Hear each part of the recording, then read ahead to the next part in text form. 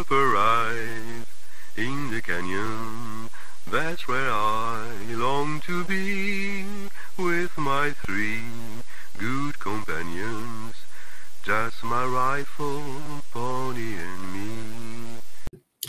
Microciné, bonsoir ou bonjour, ça dépendra de l'heure à laquelle vous allez découvrir cette nouvelle émission. Je suis content parce qu'aujourd'hui, je renoue le dialogue avec quelqu'un que j'avais reçu en mai dernier, le 17 mai d'ailleurs 2021 pour être plus précis. C'est Denis Rossano avec qui on avait discuté de la trilogie romantique Doris Day, Rock Hudson, qui est un coffret DVD édité chez Elephant Film. Et aujourd'hui, on va parler de Douglas Sirk. Donc, je suis vraiment content parce que c'est un cinéaste, enfin, on partage ce point commun d'être extrêmement sensible à ce cinéaste. Mais avant de commencer à parler du cinéaste, de tout ça, comment allez-vous, Denis ? Mais je vais très bien, merci beaucoup de m'avoir avec vous. J'adore le générique. Je ne l'avais pas vu la dernière fois, il est formidable. La chanson est absolument magnifique. Ah bah, je vais vous raconter une petite histoire. C'est que, en fait, donc, vous avez reconnu, c'est la chanson de Rio Bravo. C'est lorsque Dean Martin, allongé, chante avec Ricky Nelson. Mais en fait, c'est pas Dean Martin. C'est pas la version de Dean Martin. C'est la version de Bruno Podalides, le cinéaste. Ah bon ? Eh oui. Cool, eh ben Parce oui. que je me disais, effectivement, je ne reconnaissais pas la voix de Dean Martin, mais je me disais, je ne savais pas que Bruno Podalides chantait. Ça, alors moi non plus, je ne savais pas, mais je l'ai découvert je cherchais une idée de générique pour la chaîne, et je suis tombé sur une émission de radio qu'il avait donnée pour France Inter, je crois. C'est une émission de radio qui a cette particularité d'inviter des réalisateurs et de leur de questionner le cinéma à travers la bande son, avec les bandes originales. Et au moment où l'animateur cite le nom de Rio Bravo, Bruno Podalides n'arrive plus à se contenir et commence à chanter My Rifle, My Pony and Me. Et là, je me suis dit, c'est génialissime, d'autant plus que Rio Bravo est un film important aussi pour moi. Donc, c'est Podalides qui, depuis 1 an, il ne le sait pas, chante le générique de Microciné. Voilà. Alors, aujourd'hui, donc, comme je disais, on va parler de Douglas Sirk. Pour quelles raisons ? Pour pas mal de raisons. Déjà, il y a un coffret qui est sorti il y a pas mal de temps, déjà l'année dernière, je crois, en tout cas pour Noël 2021. C'est ce coffret extraordinaire, Douglas Sirk, les années universelles, c'est les années 50, si je me trompe pas, et qui est édité donc chez Elephant. Je salue avec mon ami Victor Lopez, sans qui cette émission n'aurait pas lieu. Merci à toi. Je salue Victor. Oui. Voilà, et il y a aussi ce livre écrit par Denis Rossano, Un père sans enfant, qui est édité chez Alary Éditions. Tout ça, dans le descriptif, vous avez des liens, procurez-les-vous. Et ça, il y a une connexion importante, on va en parler. Mais avant de commencer à parler de certains films, de l'intériorité, des connexions, tout ça, c'est la question que je pose d'emblée à mon invité lorsqu'on questionne un cinéaste ou une cinéaste, c'est juste savoir quand, à quel âge, la première fois où vous tombez sur un Douglas Sirk et comment vous réagissez?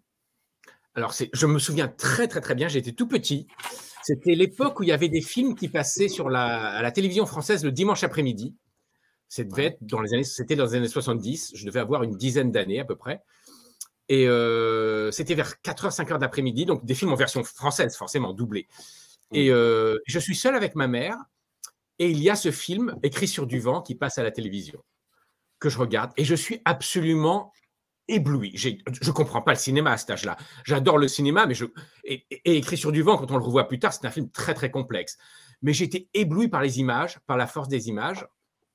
Et je suis tombé amoureux, en fait. Je suis tombé amoureux du cinéma en général et de ce cinéma-là, du cinéma de Douglas Sirk. Mais je ne connaissais même pas son nom, en fait.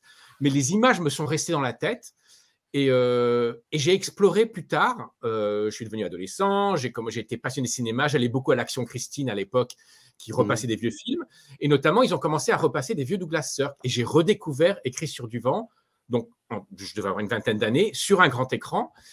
Et là, j'ai été absolument, non seulement fasciné par ce que je voyais, mais aussi très profondément remué sur un plan personnel, parce qu'en fait, j'ai découvert ce que je n'avais pas compris quand j'étais petit, que tout le film est basé sur un rapport père-fils très douloureux. Et moi-même, enfant, j'avais un rapport très compliqué et très difficile avec mon propre père. Et en fait, je m'étais retrouvé dans ce film sans le comprendre, en fait.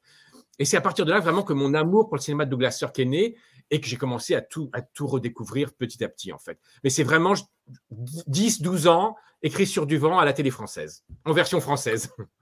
Oui, ben j'allais vous poser la question, j'allais vous dire est-ce que c'était la véritable, enfin la véritable langue des acteurs ou si c'était la version française, si c'était Oui, doublé. donc à l'époque, ils passaient tous les films doublés en France, enfin, à la Ouais. télé française. Donc c'était doublé. Donc, et je pense que ça ne devait pas être doublé de manière très terrible, je pense, ça devait être quelque chose. Mais la force des images est telle, même sur un petit écran, à l'époque, en plus les télés n'étaient pas excellentes, mais même en dépit de tout ça, je pense que la force du film est passée et le petit garçon que j'étais a été complètement... ça a été comme un virus. J'ai eu le virus Douglas Sirk et il n'est jamais parti en fait.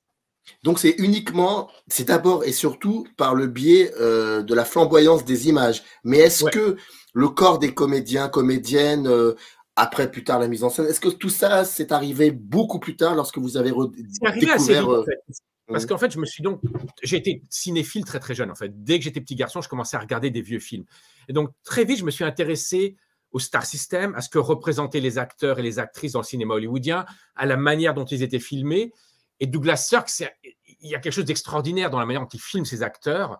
C'est quelqu'un qui aimait beaucoup les acteurs. Il était très très proche de ses acteurs. Et je trouve que ça se sent dans ses films. Et donc ça, je l'ai ressenti très très vite en tant que spectateur, avant même de vraiment comprendre ce que je ressentais, je pense. Et à partir, donc, j'avais une vingtaine d'années où j'ai commencé. Alors, j'ai pas fait des études de cinéma, mais je me suis fait ma propre culture de cinéma, en fait. Je passais mon temps à aller voir les vieux films. Et donc là, j'ai commencé à réfléchir à tout ce que vous dites, en fait. Et j'ai commencé à analyser les films. Il y avait le film qu'on voyait à l'écran. Dans le cas de Douglas Sirk, ce sont beaucoup des très grands mélodrames flamboyants. Mais j'ai très vite compris qu'il y avait autre chose derrière, en fait. Et là, j'ai commencé à découvrir un univers, mais c'est un univers à multiples miroirs, en fait, qui renvoie. Il y a plusieurs degrés chez Douglas Sirk. Et c'est un puits sans fond, en fait, où on s'enfonce en découvrant des multiples facettes qui sont aussi bien des facettes cinématographiques que des facettes sur la société américaine, notamment de l'époque. Et en fait, j'ai découvert non seulement le cinéma de Douglas Sirk, mais j'ai découvert en fait l'Amérique de Douglas Sirk aussi. Et après, en fait, en découvrant petit à petit quelle avait été la vie de Douglas Sirk, j'ai découvert des tas d'autres choses, en fait.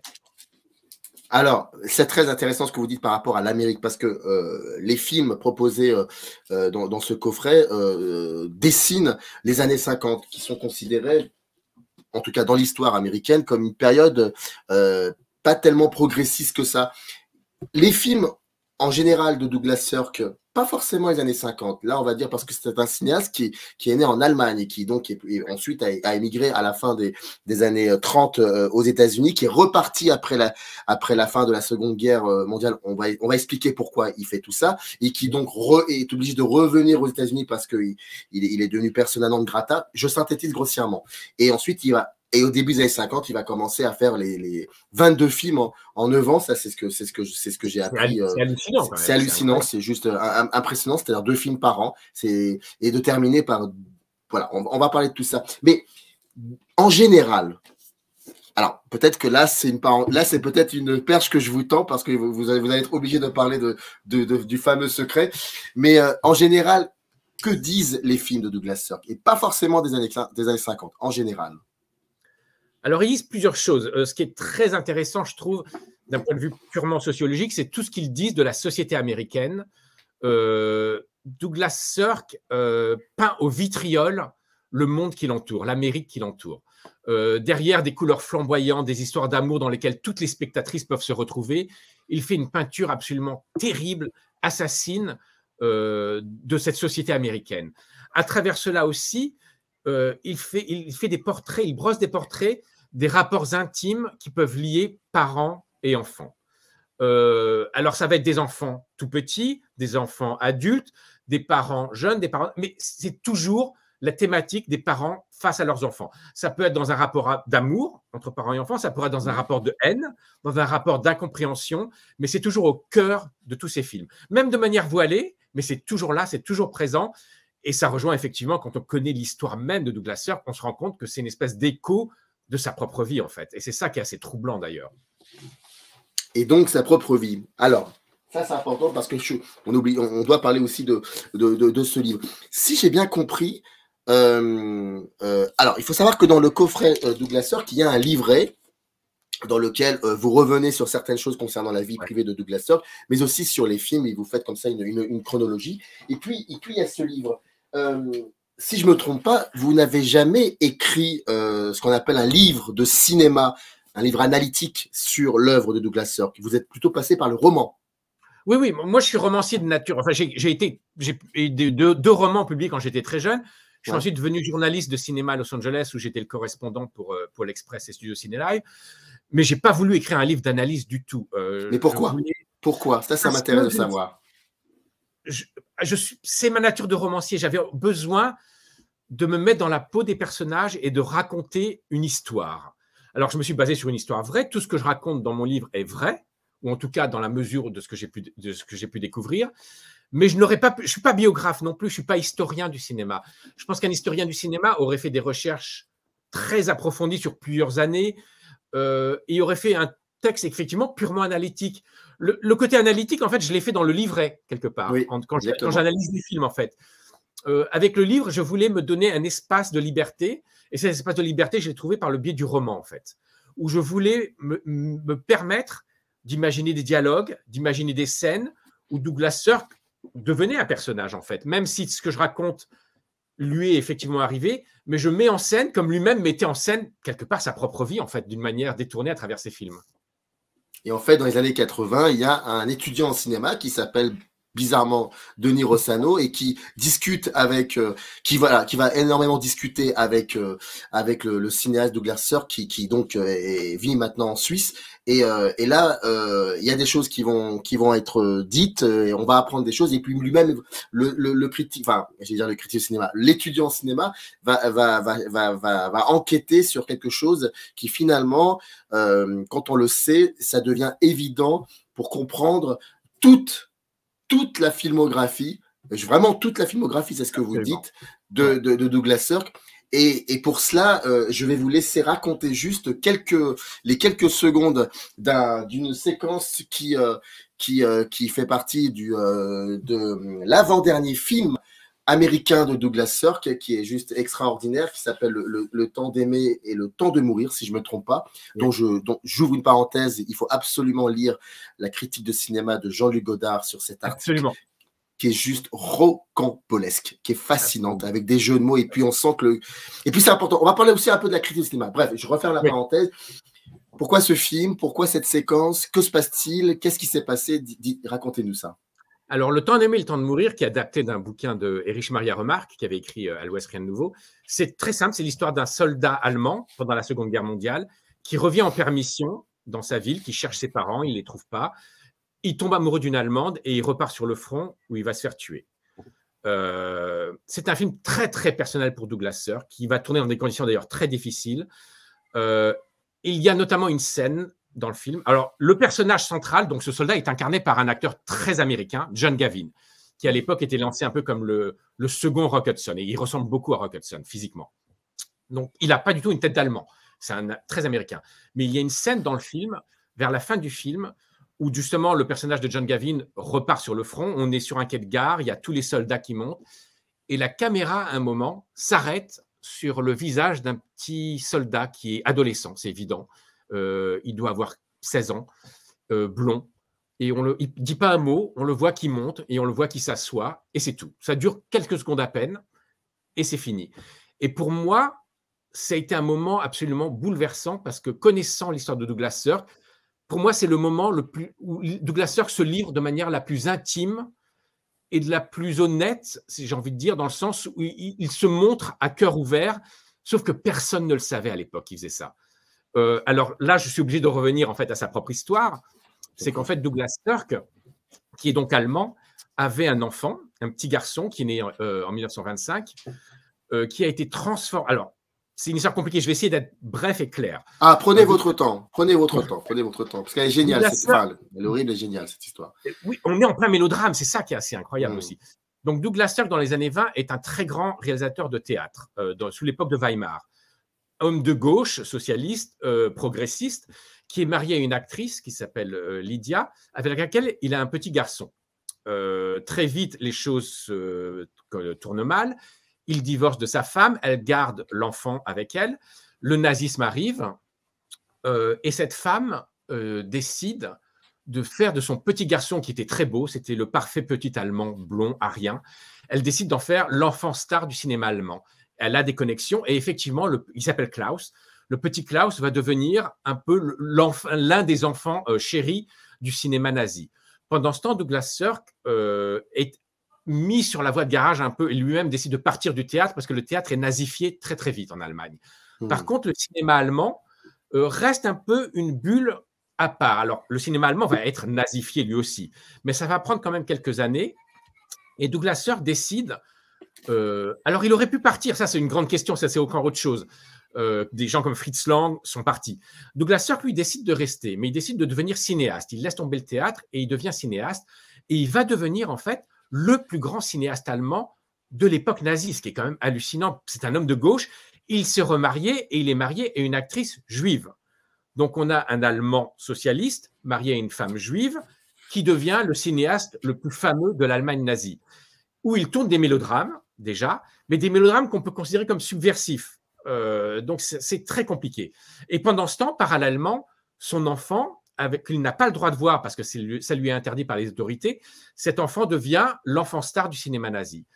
Les choses se compliquent de plus en plus. Finalement, Douglas Sirk, qui s'appelait à l'époque Detlef Sirk, c'était son nom allemand, finit par fuir l'Allemagne parce qu'il est quand même marié à une juive qui est de plus en plus, les taux se resserrent sur eux. Donc, tous deux fuient l'Allemagne. Par contre, il est obligé d'abandonner son enfant. Il voulait absolument sauver son enfant. Il ne peut pas sauver son enfant. Il est obligé de le laisser derrière lui, toujours dans les mains de sa première femme. Il part, alors il erre à travers l'Europe. Il aboutit finalement aux États-Unis, où ses premières années vont être très difficiles, parce qu'il est à Hollywood, mais en fait, il a eu beaucoup de mal à se faire accepter. Et pendant ce temps, l'enfant continue il grandit, il devient un adolescent, et il est au bord de devenir un peu un jeune premier idéal du cinéma allemand. Et puis d'un seul coup, il disparaît. On ne le voit plus. Il disparaît des écrans et plus personne ne sait ce qui arrive à cet enfant. Les années passent, la guerre passe. Douglas Sirk devient un cinéaste de série B, mais quand même un très grand cinéaste déjà. Il commence à faire des films très, très intéressants. La fin des années 40 arrive et Douglas Sirk, qui a toujours été très allemand en fait, c'est un Allemand dans sa culture, dans son âme, dans sa langue. Sa femme ne parle pas très bien l'anglais. Leur langue entre eux, c'est l'allemand. Et il a le désir de revenir en Allemagne. Donc finalement, il décide, je vais revenir en Allemagne, je vais refaire carrière en Allemagne et surtout, je veux retrouver mon fils. Il veut absolument retrouver son fils. Il retourne en Allemagne, le Berlin de la fin des années 40. Et là, c'est la catastrophe absolue. Il découvre d'abord une Allemagne qui n'existe plus. Berlin est un champ de ruines et son enfant est introuvable. Alors, ce qu'il découvre, enfin ce qu'il pense, ce qui est arrivé à son enfant, c'est que probablement son enfant a été soldat et a été envoyé sur le front russe et a disparu là-bas. Mais on ne sait pas comment, on ne sait pas dans quelles circonstances, on ne sait rien. Et Douglas Sirk est absolument dévasté. Et en plus de cela, il réalise qu'il ne peut pas redevenir un cinéaste en Allemagne parce qu'en fait, la communauté allemande du cinéma le rejette. Pourquoi Parce que les Allemands qui sont restés sous les nazis, les cinéastes allemands, le milieu du cinéma allemand, qui a plus ou moins collaboré, forcément, ils n'étaient pas tous anti-nazis.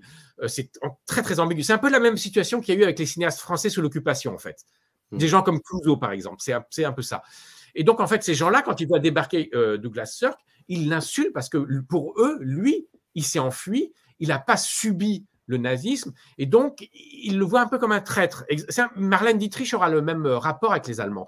Quand Marlène Dietrich revient en Allemagne pour tourner le fameux film de Billy Wilder, The Foreign Affair, elle est insultée par les Allemands. Ils lui en veulent d'être parti.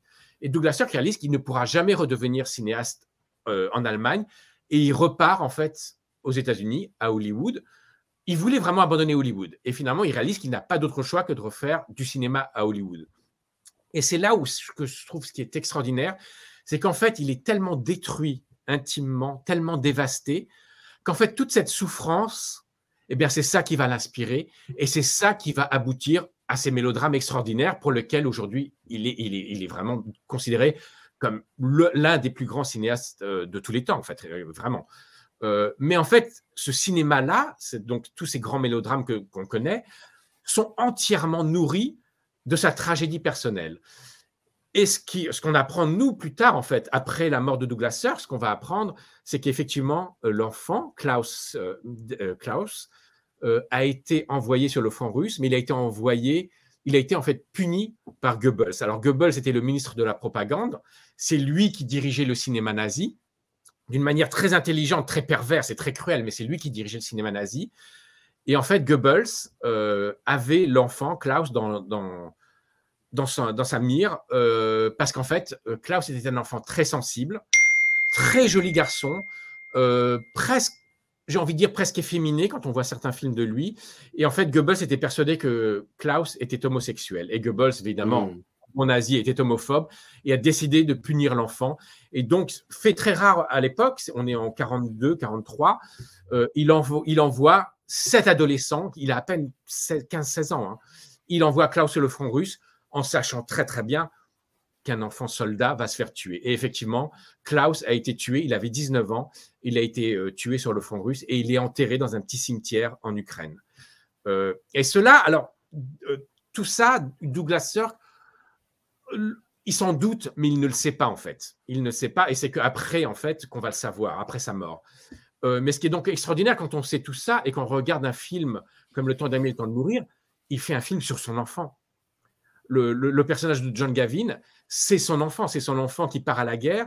Et en fait, ce que Douglas Sirk offre à son enfant, et moi je trouve ça très très émouvant, c'est qu'en fait, il permet à son enfant de vivre une histoire d'amour, notamment donc avec ce personnage, avec l'héroïne du temps d'aimer, le temps de mourir, mais aussi, je pense que pour Douglas Sirk, ça a été très douloureux de savoir que son fils était un acteur nazi.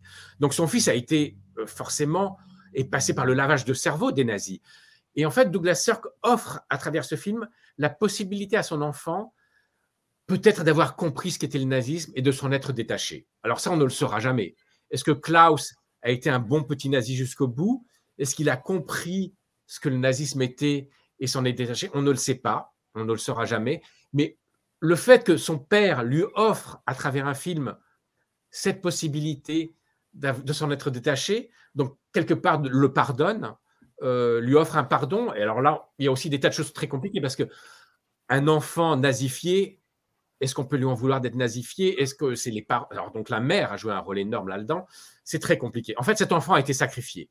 Il a été manipulé, utilisé par des adultes et ensuite on s'en est débarrassé, comme beaucoup d'enfants à l'époque.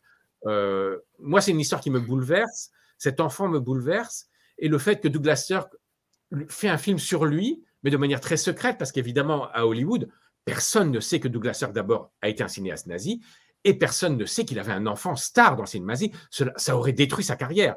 Donc, c'est un secret qu'il va garder toute sa vie. Il n'en parle jamais, jamais, jamais. La seule fois où ils vont en parler, c'est à la fin de sa vie. Il fait un livre d'entretien extraordinaire. Ça, je recommande à tous les cinéphiles. Oui. Et c'est un livre qui m'a beaucoup aidé dans l'écriture de mon roman, d'ailleurs, avec quelqu'un qui s'appelle John Halliday. Il a fait un livre d'entretien. Alors, il parle de sa vie, mais il parle aussi beaucoup de cinéma. C'est une leçon de cinéma, ce livre d'entretien. Et dans ce livre, il va parler de son enfant assez brièvement. Seulement, il est encore vivant quand le livre paraît, et il demande à John Halliday d'enlever les passages qui parlent de son enfant.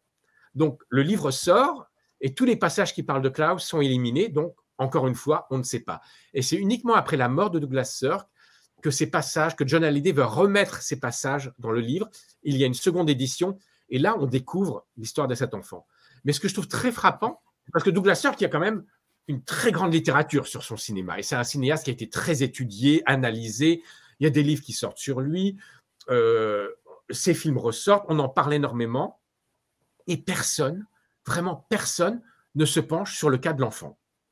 Et moi, je découvre ça, et je suis halluciné. Je me dis, mais il est où cet enfant? Personne n'en parle. Et je trouve ça quand même... Alors, je pense parce qu'il y a un malaise quand même avec le fait que Douglas Sirk a travaillé sous les nazis. Il y a toujours un malaise, un trouble avec le cinéma nazi en soi. Ce n'est pas un cinéma qui est tellement étudié, hein, le cinéma nazi. On voit très peu de films nazis. Alors qu'en fait, c'est un cinéma absolument fascinant, notamment parce que ce n'est pas vraiment un cinéma de propagande. Il y a quelques films de propagande, mais c'est un cinéma de entertainment, comme les Américains disent. Donc, c'est un cinéma qui mérite qu'on s'intéresse à lui. Évidemment, avec le recul nécessaire. Hein. Et donc, en fait, moi, j'ai cherché, par exemple, alors j'ai fait mon enquête sur l'enfant, personne n'avait fait ça, et j'ai regardé tous les films que j'ai pu trouver de cet enfant. Et j'ai découvert un enfant absolument fascinant parce que c'est un acteur d'un naturel extraordinaire à l'écran.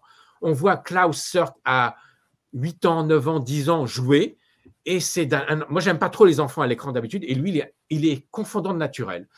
Et en plus, il ressemble, quand on connaît les photos de Douglas Sirk, à quoi il ressemble, on voit une ressemblance entre le fils et le père, et c'est assez troublant, en fait. Et donc, allez. je peux continuer. Non, allez-y, je vous inquiétez pas, j'ai la question. Ce que j'allais dire, en fait, c'est qu'à la fois, j'ai plongé dans l'œuvre de Douglas Sirk en tant que cinéaste, donc j'ai découvert des nouvelles facettes de son œuvre, et en même temps, j'ai découvert cet enfant. Et en fait, en écrivant mon roman, j'ai voulu, quelque part, sauver la mémoire de cet enfant qui avait été oublié, qui avait été écrasé, écrabouillé par l'histoire, écrabouillé par des adultes qui l'ont utilisé, qui l'ont rejeté, qui l'ont sacrifié. Et je voulais le sauver. Donc, j'ai voulu sauver un enfant, et en même temps, en sauvant cet enfant, j'ai découvert le cinéma de Douglas Sirk sous un nouvel angle, en fait.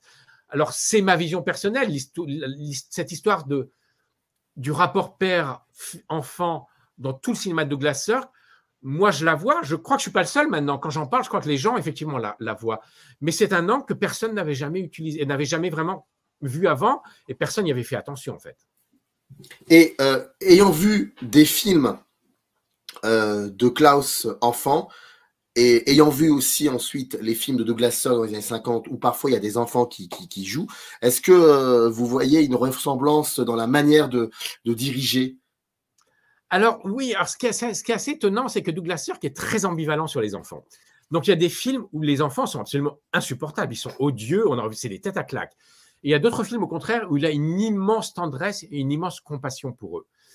Et je trouve par exemple qu'il y a une filiation entre le personnage du fils qu'incarne Robert Stack, par exemple, dans Écrit sur du vent, qui est un fils, c'est un personnage bouleversant, totalement détruit.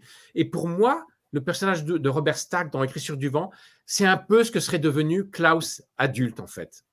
Moi, je l'interprète comme ça. C'est comme si Douglas Sirk mettait en scène son enfant qui a été détruit par son enfance et qui, adulte, en fait, ne survit pas, en fait.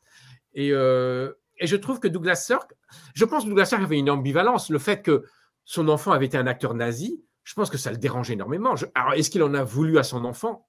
On ne saura jamais. Il n'en parle jamais de son enfant.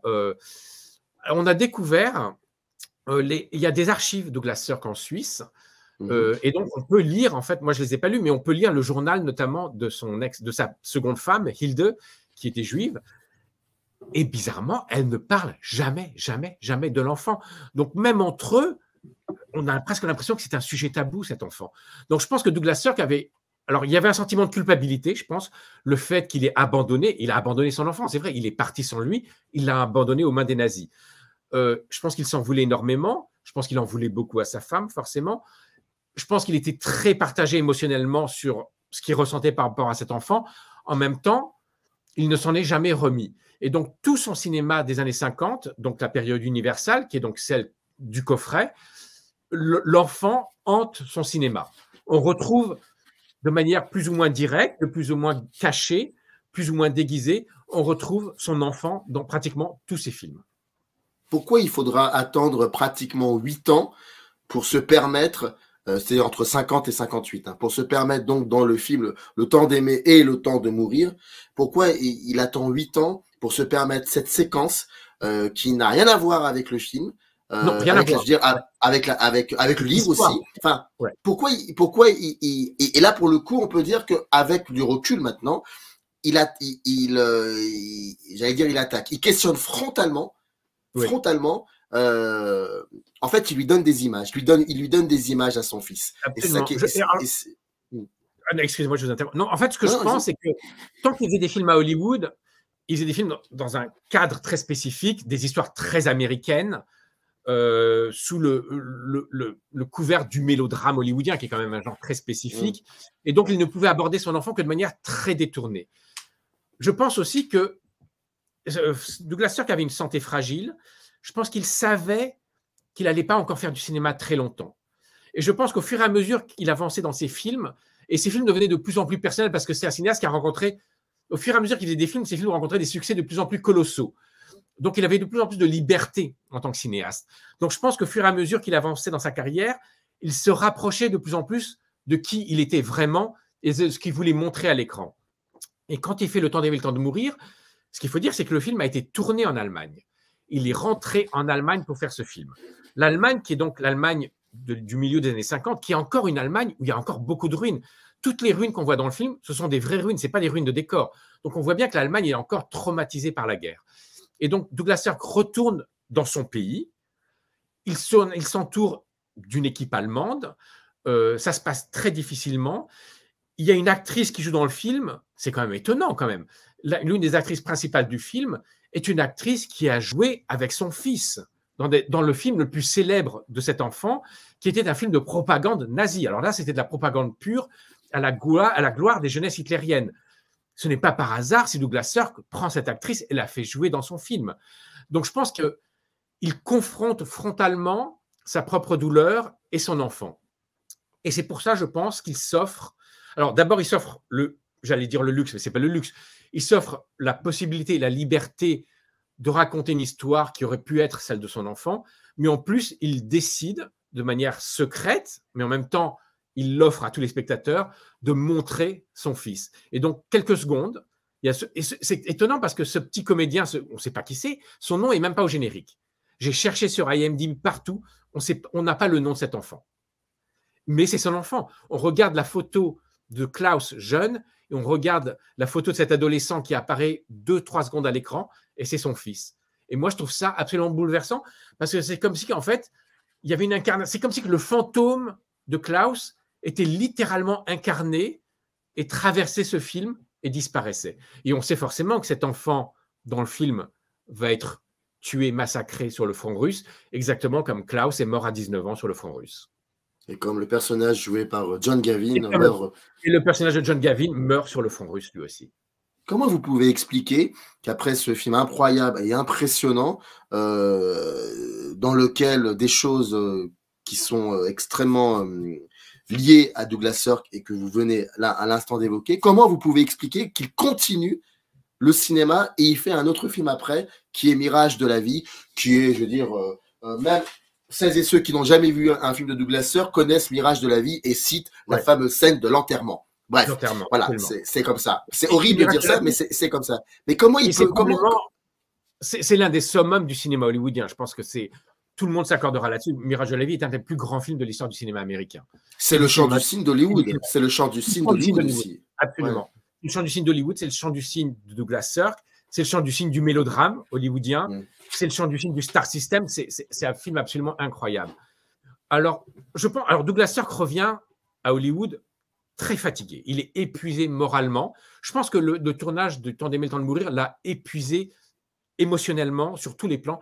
Et je pense qu'il est à la fin. Il le sait que c'est la fin pour lui. Mais voilà qu'on lui propose Mirage de la vie.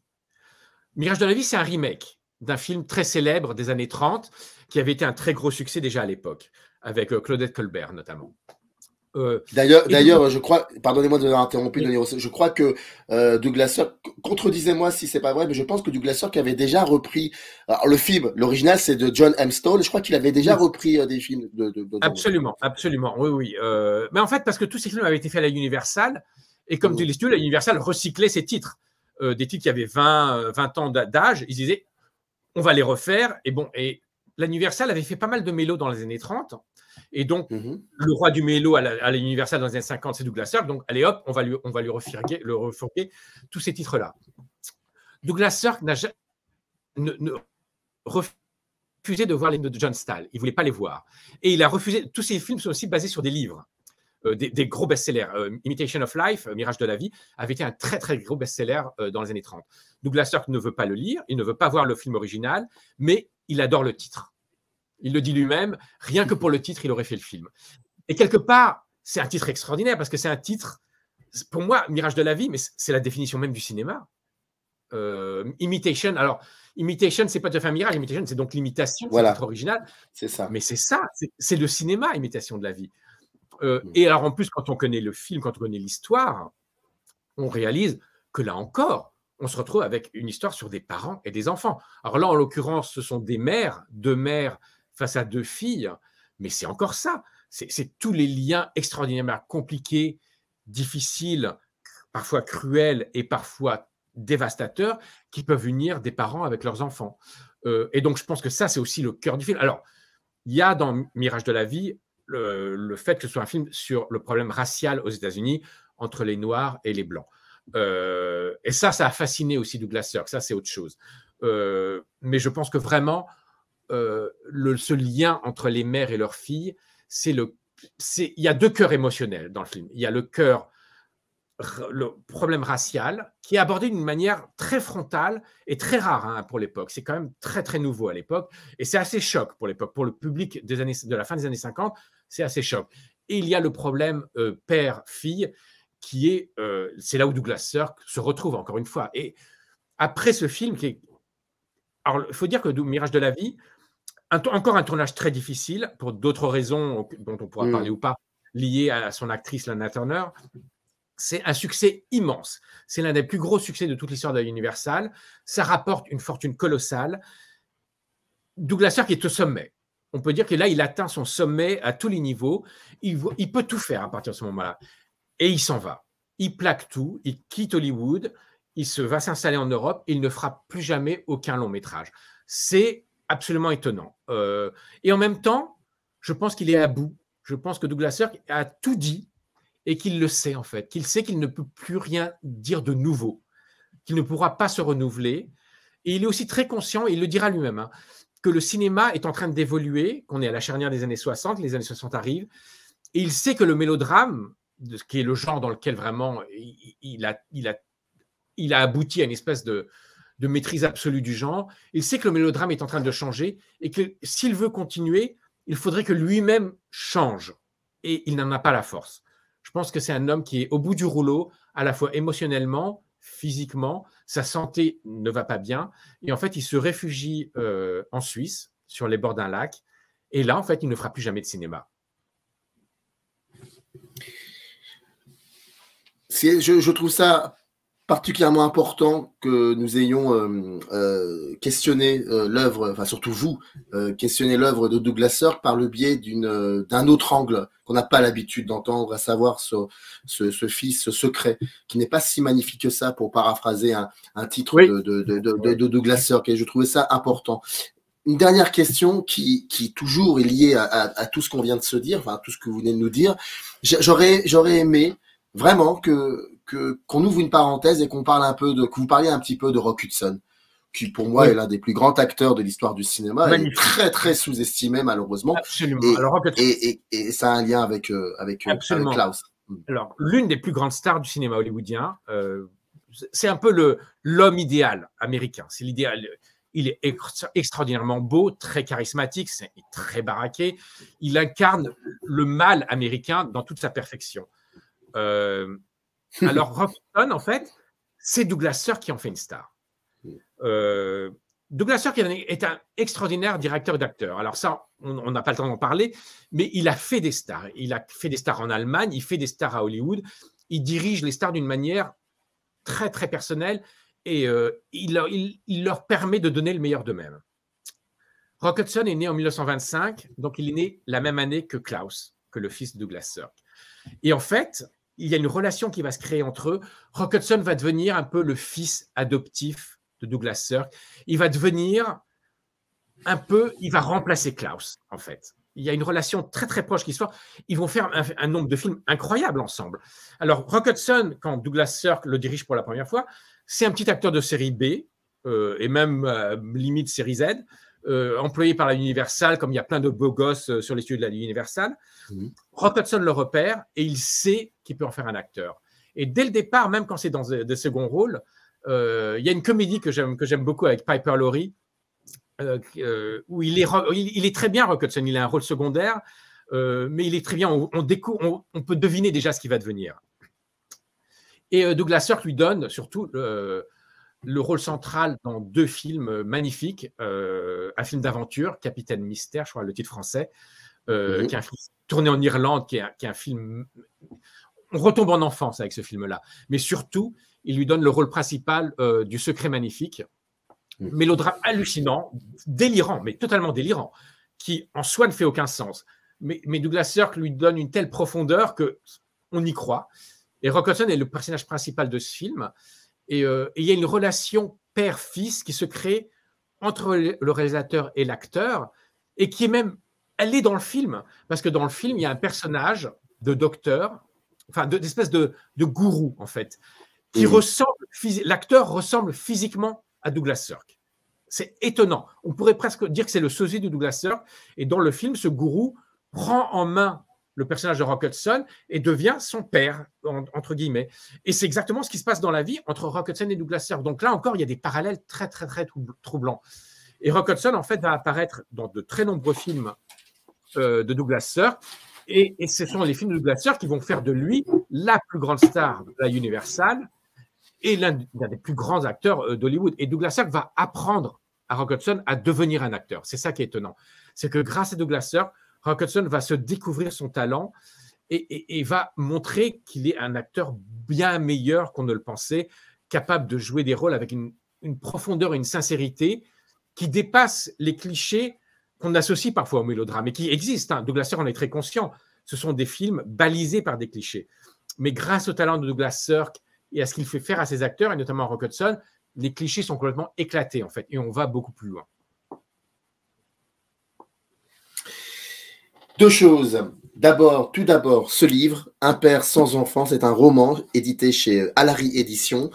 C'est là, vous avez le lien dans le descriptif de cette vidéo. Et à côté, parce que s'il y a une connexion, c'est le coffret édité chez Elephant, le coffret Douglas Sirk qui retrace les années Universal. On en a parlé, plus de 22 films sur 9 ans de carrière. C'était un plaisir, une fois de plus, de vous écouter, vraiment, et je trouve ça particulièrement passionnant, le fait qu'on ait questionné ce cinéaste par un autre angle, et qui est évident, finalement, qui ne l'est peu, fut un temps, moins aujourd'hui aussi, parce que j'entends rarement l'aspect de l'enfant, du fils, mais en tout cas, c'était particulièrement passionnant, et merci beaucoup, en tout cas. Ben, c'est moi, et je voudrais juste rajouter, par rapport au coffret, la qualité, c'est extraordinaire. Tous les films qui ont pu être remis en Blu-ray, il y en a, moi, que je les ai revus en Blu-ray et j'ai l'impression d'avoir redécouvert une nouvelle fois les films de Douglas Sirk. La qualité visuelle est extraordinaire. Donc, même les gens qui connaissent déjà Douglas Sirk, je pense que s'ils les revoient dans ce coffret-là, ils vont à nouveau les voir comme si c'était presque des nouveaux films, en fait. Il faut absolument, en tout cas, se le procurer, revoir les films de Douglas Sirk. C'est assez très, très passionnant. Et ça a toujours une résonance avec ce que nous sommes devenus ou ce que nous sommes aujourd'hui. Merci beaucoup, Denis Rossano, et à très vite. À très bientôt. Merci. Au revoir. Générique. In the canyon, that's where I long to be, with my 3 good companions. Just my rifle